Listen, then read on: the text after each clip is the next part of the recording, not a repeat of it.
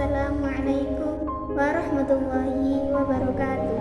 Alhamdulillahirabbil alamin wa bihi nasta'inu ala umuri dunya waddin.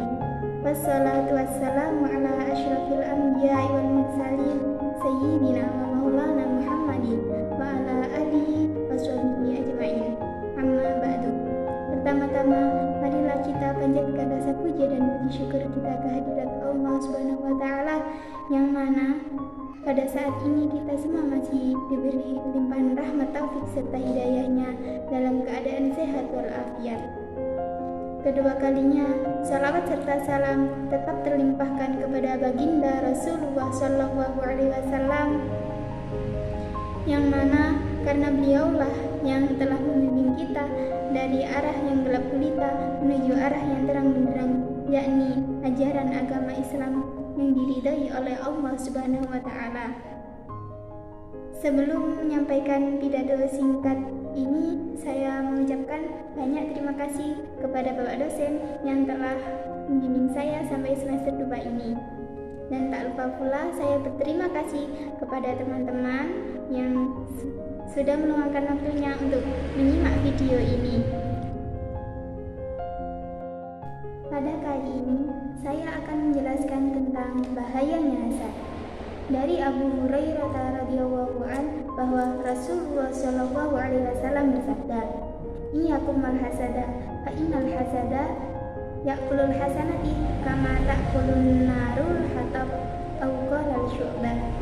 Yang artinya, hati-hatilah kalian dari hasad, karena sesungguhnya hasad itu memakan kebaikan sebagaimana api memakan kayu bakar atau semak bukar, yaitu rumput kering. Hadis riwayat Abu Dawud dan Ibnu Majah. Hadis ini menjadi peringatan dari Nabi Shallallahu Alaihi Wasallam akan bahayanya hasad, yang biasa kita terjemahkan dengan iri hati atau dengki.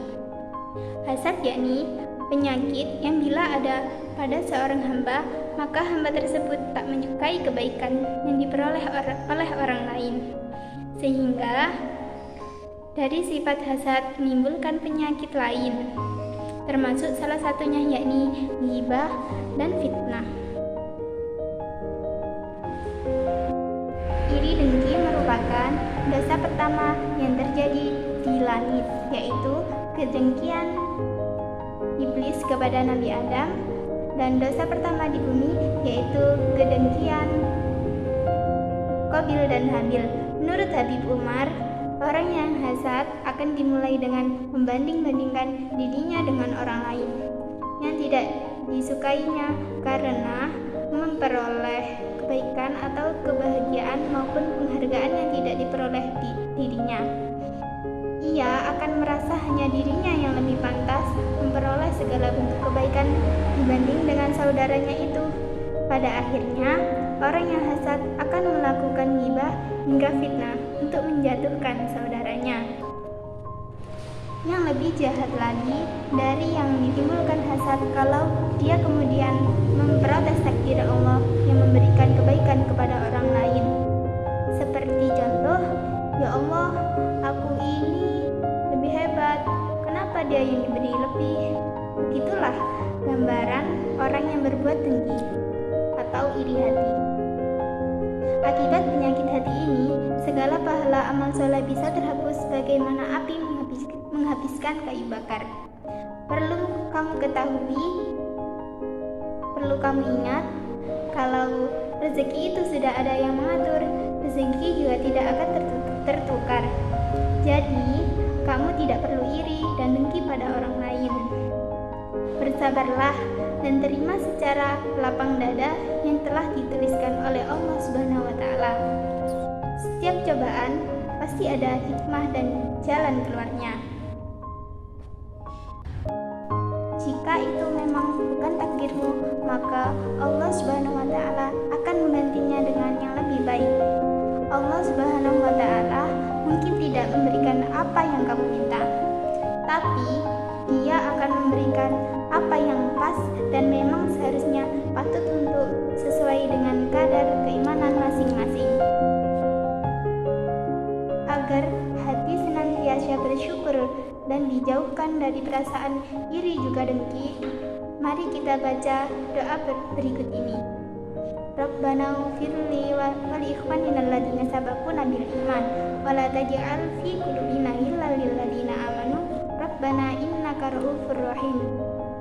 Yang artinya, ya Allah, ampunilah dosa-dosa kami dan dosa-dosa saudara kami yang telah mendahului kami dengan membawa iman, dan janganlah Engkau membiarkan kedengkian dalam hati kami terhadap orang-orang yang beriman.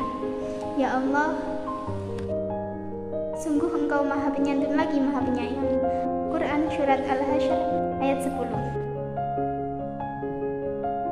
Karenanya kita harus berhati-hati terhadap penyakit ini, sebab hasad itu ibarat virus yang mematikan dan lebih berbahaya dari virus corona yang sudah menyebar di mana-mana pada saat ini, dan dapat menyerang siapa saja, termasuk orang berilmu. Sebab itu, untuk menangkal hasad, kita sebagai seorang hamba harus pandai bersyukur dan senang ketika melihat adanya kebaikan yang dilakukan atau didapat oleh orang lain. Karenanya, kita harus berhati-hati terhadap penyakit ini, sebab hasad itu ibarat virus yang mematikan dan lebih berbahaya dari virus corona yang sudah menyebar di mana-mana pada saat ini, dan dapat menyerang siapa saja, termasuk orang berilmu. Sebab itu, untuk menangkal hasad, kita sebagai seorang hamba harus pandai bersyukur dan senang ketika melihat adanya kebaikan yang dilakukan atau didapat oleh orang lain. Pandang kesuksesan orang lain itu sebagai motivasi, bukan iri hati, karena sebagian pembenci adalah orang yang baik hatinya sedang iri dengan keberhasilan orang lain. Dan yang termasuk ciri-ciri dari sifat dengki atau iri hati yaitu senang melihat orang susah dan susah melihat orang senang. Untuk apa membuat sumur kalau mata tidak tidur? Untuk apa panjang umur kalau kita tidak bersyukur? Sekian dari saya. Mohon maaf apabila ada kata-kata saya yang kurang tepat atau kurang enak didengar. Harap dimaklumi, karena di sini kita masih sama-sama belajar, dan semoga sedikit itu tadi bisa bermanfaat